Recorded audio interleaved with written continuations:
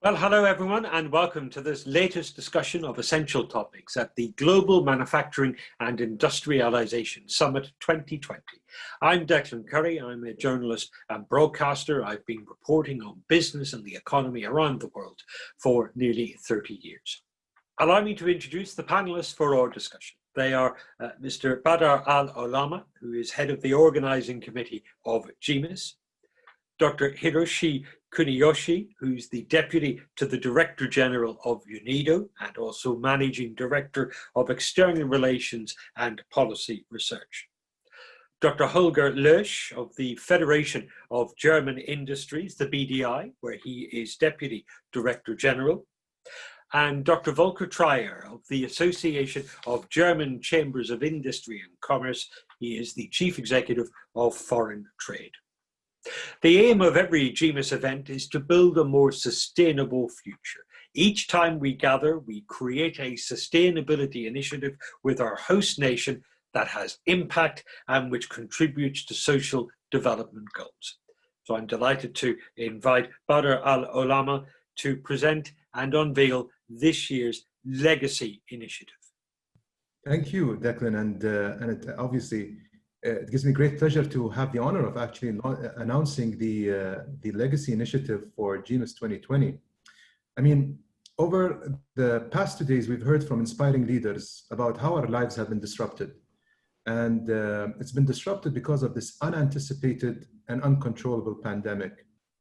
But we've also heard about the importance of staying connected, building resilience, cooperating, and collaborating for a better future.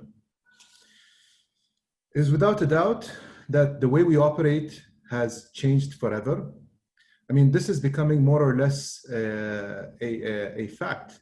But what is also factual is that we have seen cleaner skies, cleaner cities, cleaner waterways. Even wildlife populations have rebounded as we took a backseat. I've said this before, Declan, that it took an act of God to put a stop to the damage we were causing to our planet. Yet we still see that many parts of our world are still competing for fossil fuels, instead of competing on how to stop using fossil fuels. For a lot of us, half a degree doesn't sound like much, but with half a degree increase in temperatures, this is the difference between a world with coral reefs and trees and icebergs and a world without them. If temperatures rise even further to 2 degrees Celsius, we will have less rainforests, we will have less water, and obviously we will have less food. Taking our past few months and our not so bright future into consideration, we wanted to initiate a legacy that can truly make a difference to our world, ensuring green energy, to make green products that can be bought using green currencies. Hence, I'm proud on behalf of the Organizing Committee for GMIS 2020 to formally announce our new legacy initiative called the Green Chain. The Green Chain will crowdsource renewable energy projects that will use 4IR technologies to create the outcome of a greener planet for all. This initiative truly converges governments from the source of creating or electrifying or creating the green energy to industries that are going to be producing the green products, to consumers that are going to buy those products. And hopefully, this is our way to decarbonize industry. And what is unique about this initiative is that it includes all the countries around the world, not just the ones with fossil fuel and not just the ones with renewable energy. In that sense, what better partner for us to adopt and co-lead this initiative than Germany, a country with a proven track record in launching strategies for carbon neutrality.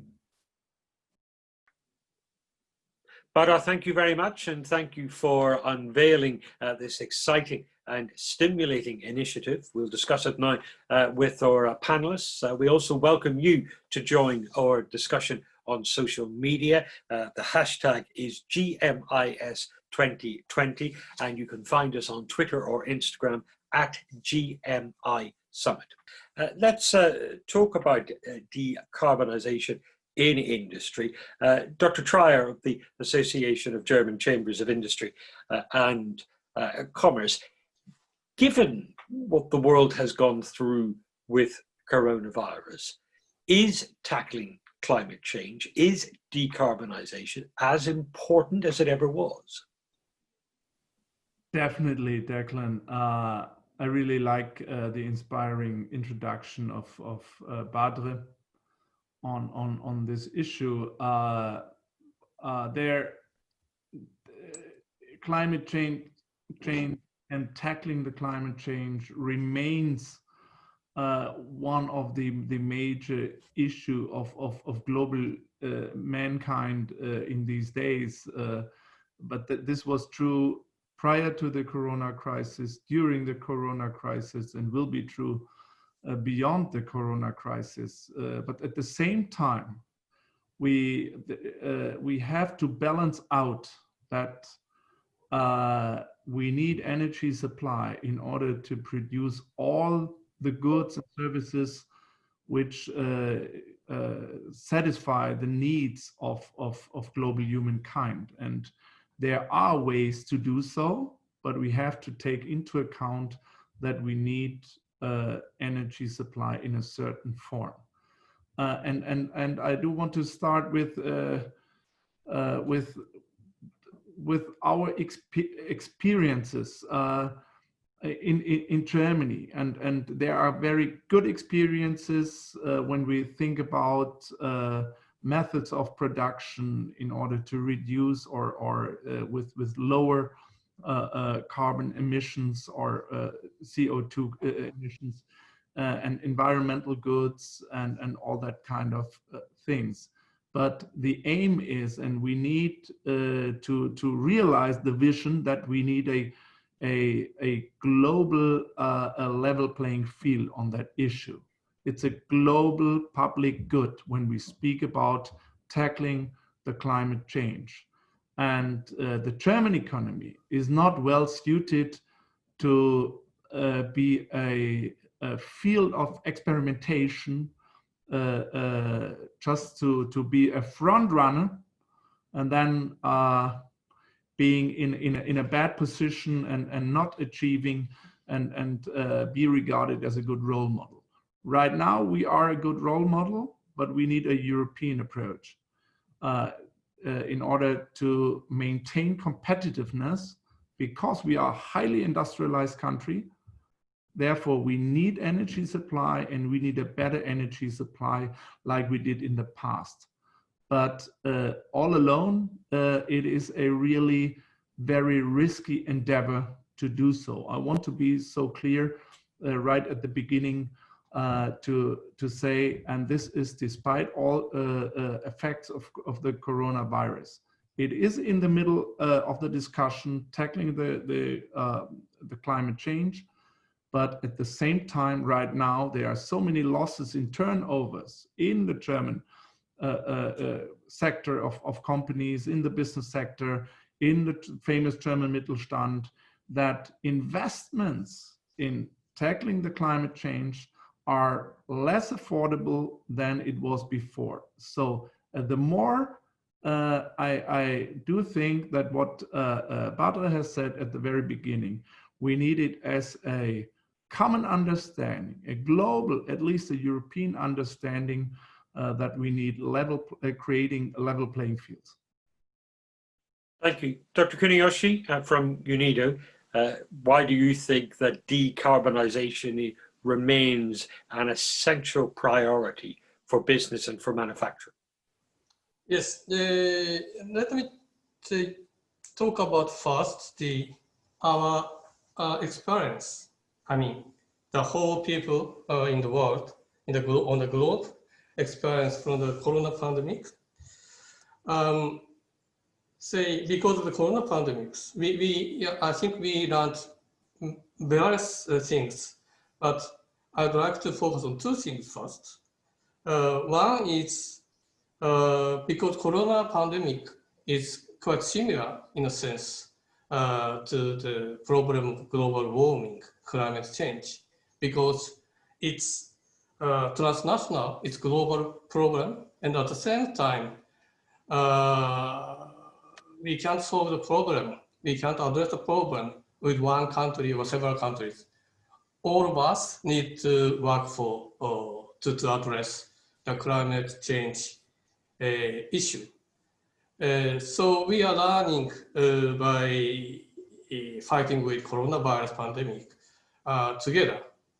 We still need to improve our way to cope with coronavirus, of course, but in a sense, we can learn from what we experienced in this crisis situation, the coronavirus. And more specifically, a specific point related to the climate change, I'd like to point out that due to the lockdown, we saw beautiful sky, clean air everywhere because most of the countries implement a lockdown.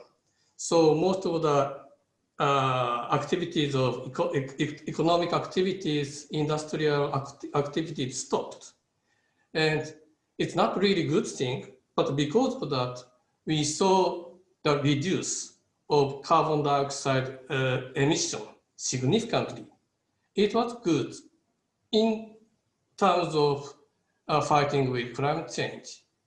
The report of an IEA report by IEA, International Energy Agency, predicted the carbon dioxide emission will be 8% below than that of the previous year, 2019, this year, 2020.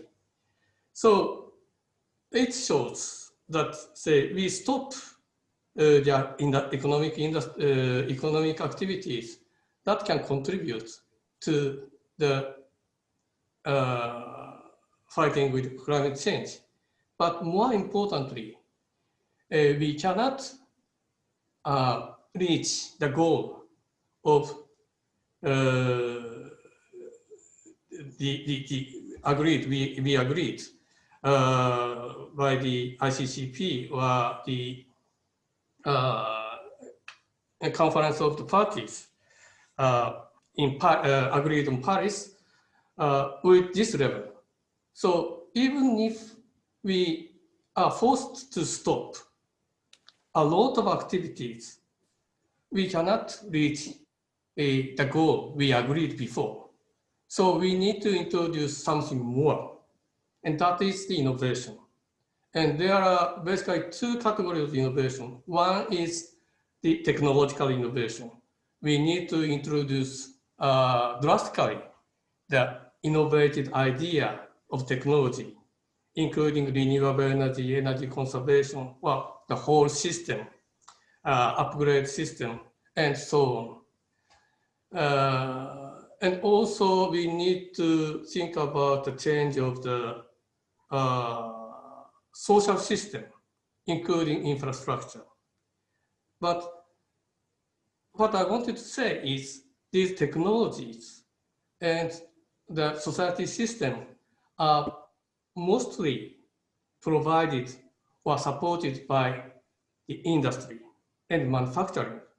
So manufacturing and industries need to support, need to help the whole world by actively working on that direction. And also, in a sense, this is a big opportunity to for the industries. And one more thing, in the end, as I said, this is a problem of the whole world. So we have to work together, including all the countries in the world. And as representing UNIDO, I would like to emphasize that how to work with developing countries are very important. Thank you. Thank you. Dr. Hunderlish of the BDI, just on that point, that innovation is essential to deliver the decarbonization of industry, that industry has the solution within itself. Yeah, Well, first of all, thank you, Badr, for this wonderful initiative. And I think we all should use this moment in time to reiterate on the ways we are doing business and on the real challenges which are ahead of us. But perhaps first let me touch on Corona. I think we all have seen at what price those reductions of CO2 during Corona are going to come. We have enormous disruptions in societies and in businesses. And for me, the lesson from Corona is that if we want really to tackle climate protection, we have to prevent disruptions on this scale, because I don't think that societies are ready to take much larger disruptions on this. We will see a fallout of what is happening during Corona for many, many years to come. And therefore, for climate protection, which is the much more complex challenge we are facing, we not only have to find a vaccine and remedies, but we have to change everything in the way we are doing business and living. And therefore, we really have to focus on enormously intelligent and efficient ways to tackle this challenge. Perhaps for innovation. I think we basically know more or less what kind of technologies we would need to tackle climate change.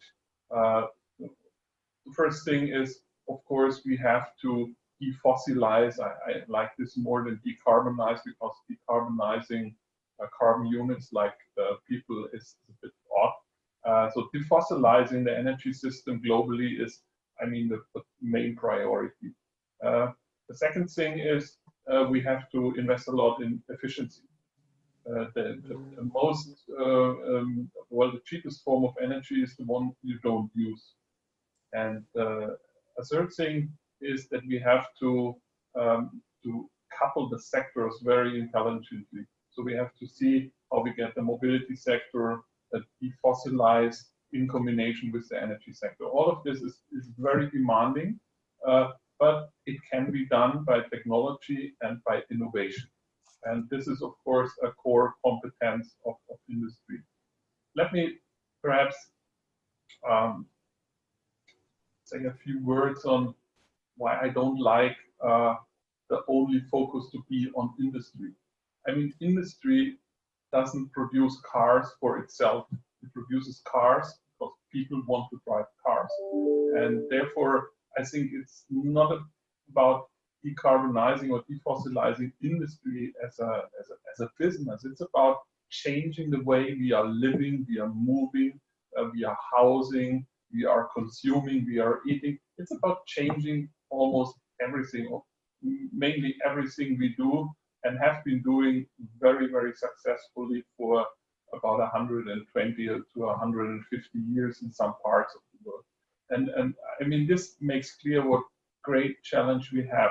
And therefore, we have to come up with a lot of positive impulses for more innovation.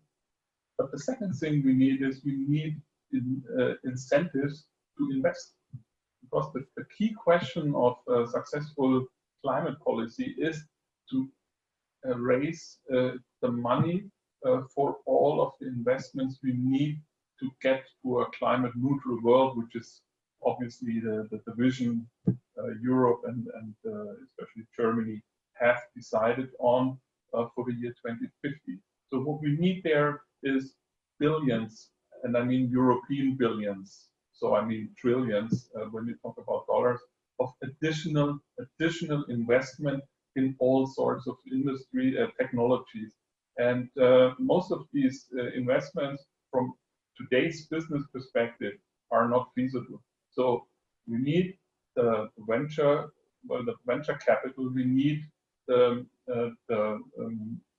courage of the businesses, but we need, of course, a good framework and a lot of help from governments if we want to raise all of these investments. And investments are into hardware, they are into software, and of course they are into innovation. So we need to come up with new technologies. We have to make existing technologies more efficient. And of course, there is going to be a lot of change around the globe in the terms of value creation. And all of this, come back to Corona, has to happen without too much disruption. Disruption can not only be a lockdown. Disruption can also be conflicts between countries which used to have a large value creation chain more based on a fossil basis, and other countries which come up with a new sort of greener value creation. So we have to look at the geopolitical side of all of this. But I'm very confident because we have the technologies, we know what to do, and now we have to do it on a global scale, and we have to do it in a way so we don't get those terrible disruptions we just seen through Corona. But Dr. Trier, doesn't the coronavirus emergency show us that government can act in a very large-scale way when faced with a societal issue? Right, you are. The problem is that we are acting, or policymakers are acting more or less on a national basis, and not on a European and not even on a multilateral fundament. This is the problem right now. The risk what we are facing, or what German companies are facing, is that we have increased the price for electricity, that we have an idea, but we have not achieved the renewable source for that electricity supply. And we have the risk that companies could migrate to countries with less stringent emission regulations. And so what we have seen in this crisis is that on national basis, politicians are ready to act, and this was good, but this was not really with the vision of a global public good, which is or should be decarbonization, or let's turn it like Holger has said, the defossilization. That means for tackling climate change, we need international action. But there will be, among those watching us, people who will argue that decarbonization is every bit as important and urgent and as much of an emergency as coronavirus, and that speed is essential. Absolutely, Declan. I mean, as I mentioned, the half a degree increase in temperature has destructive effects on our planet. And this is why we should really build on the current experience of what we went through with respect to Corona, as well as knowing that we have a bigger challenge coming ahead of us. And if this disruption were to become even longer because of climate change, then obviously we haven't really learned much out of the coronavirus sort of crisis.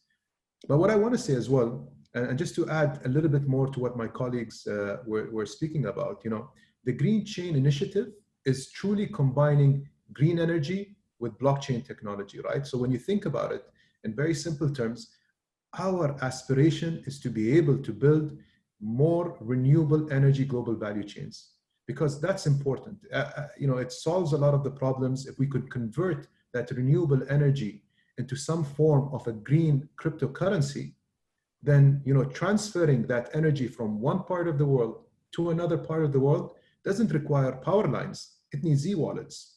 And when you take that into consideration, we can use that green cryptocurrency not just to buy green products, but also, building on what Holger and Dr. Volker were talking about, upgrade the existing infrastructure so that we could potentially see a future of hydrogen much earlier than what is expected. We can convert those aging facilities that are using fossil fuels to green and environmental friendly technologies. So I'm very, very optimistic about the Green Chain Initiative. And I do think that this is disruptive. It doesn't obviously solve, the that has been outlined, but it's a fantastic step forward. And Badr, do you think this is a route map for other initiatives, this partnership between nations, organizations like UNIDO, and initiatives such as GMIS? That is where we will find solutions in this form of partnership. Absolutely. GMIS has made the commitment that every time it gathers leaders from all around the world, it's not only about learning about best practices and listening to inspiring leaders, it's about leaving a legacy. And as I mentioned, you know, Germany has really connected the world when it comes to 4IR technologies, when it comes to actually being able to sort of create flexible and resilient supply chains. Today, we look to Germany, and we hope that our German industrial partners will continue to partner with the rest of the world in making localized, you know, certain localized capabilities possible, and helping the other countries around the world to achieve a carbon neutrality position. Dr. Kuniyoshi of UNIDO, how can nations like Germany, organizations like UNIDO, and initiatives like GMIS collaborate to ensure that we get the type of global coordinated action that Dr. Trier suggested was necessary?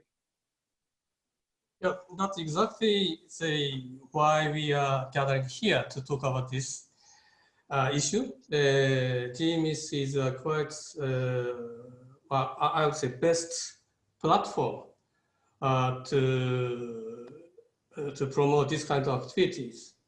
UNIDO, say from our side, we are focusing on the sustainable industry development in the developing countries. And Germany have a quite strong industry, which have a variety of technologies that can contribute to addressing climate change, promoting decarbonization. And our co-chair, the UAE, our co-chair of GMIS, UAE, has a strong leadership of energy strategy and also promoting new technologies to address these kinds of issues. So at UNIDO, we have a strong network with developing countries, their governments, and their industries. And German industry have their own technologies and your own market, your own, global chains. And together with all the people, we should address this problem together. That's basically, I understand we are discussing this problem here on the platform of GMIS. Thank you. Thank you. Dr. Loesch, isn't it a simple fact that it cannot be business as usual when we rebuild economies after the pandemic? The rebuilt economy has to be more sustainable than what we had before. Yeah, this is definitely a discussion which was very heated over here in Europe, and I think to a certain degree this is going to happen. But on the other hand, I talked about disruption. So many processes in this transformational process we are talking about. Look at the steel industry transforming into a steel industry using green hydrogen to produce steel.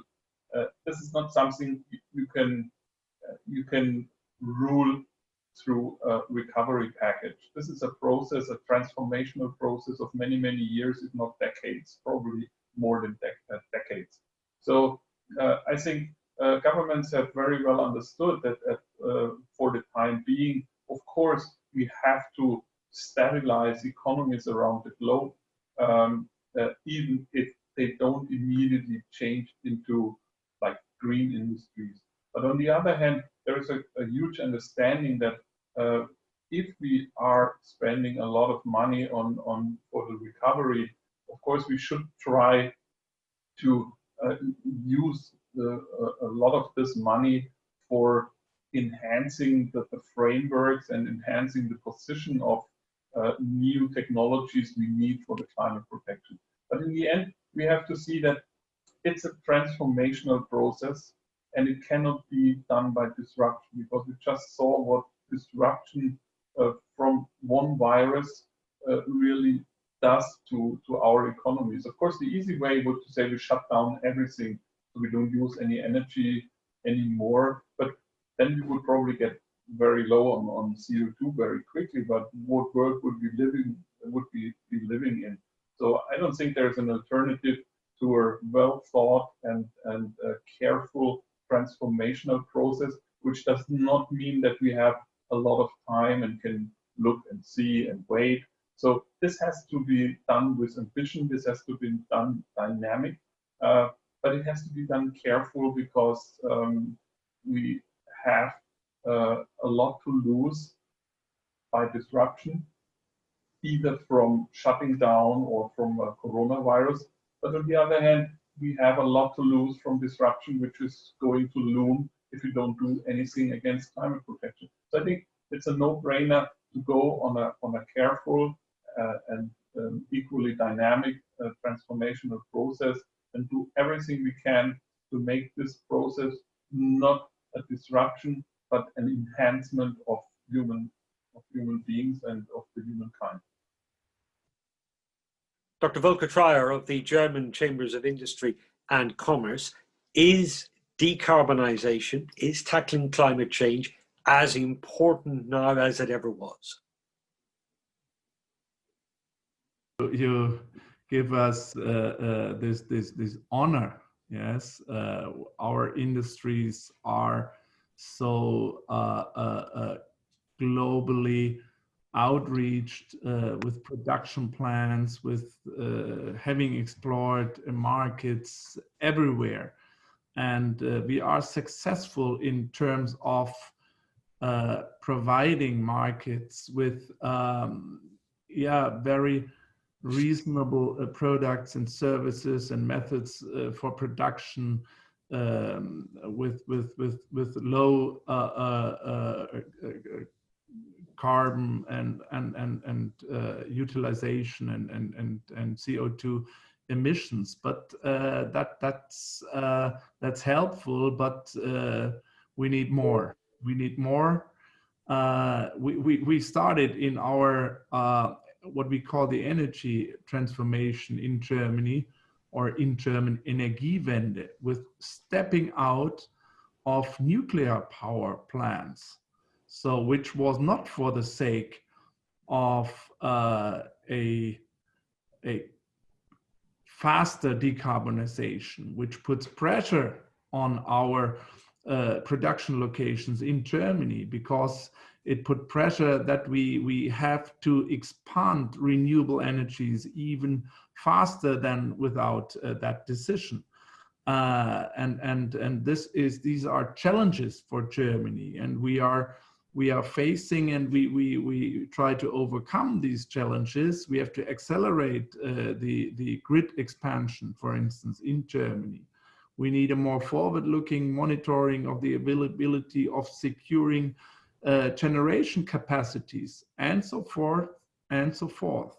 Not to speak about a not well achieved European energy single market, with a common approach when it comes to CO2 pricing. What is a goal which has to be achieved? And then there is another a huge project we call the Green Deal in Europe. So that everything is fine, but even more important at this point of time is that we need to incentivize other countries, for instance, and we need UNIDO, for instance, as well. But also our initiative, the GMIS approach. So thank you. I'm grateful for this approach and to have the opportunity to speak about this topic today, and of course I'm quite sure later on as well, that we have to include and incorporate in this project all relevant actors on multilateral level, like a WTO for trade, and even the WTO when we think about the proposal of Badr of blockchain technologies. That's great, but we need the willingness of relevant partners worldwide, and this is absolutely necessary at this point of time. Thank you. That ends our discussion. We say thank you to all of our speakers. We thank you for your attention as well. We invite you to continue the debate on social media. You can find us at GMI Summit, and you can take part in the discussion by using the hashtag GMIS2020. Do keep watching for more insight and more inspiration from GMIS 2020.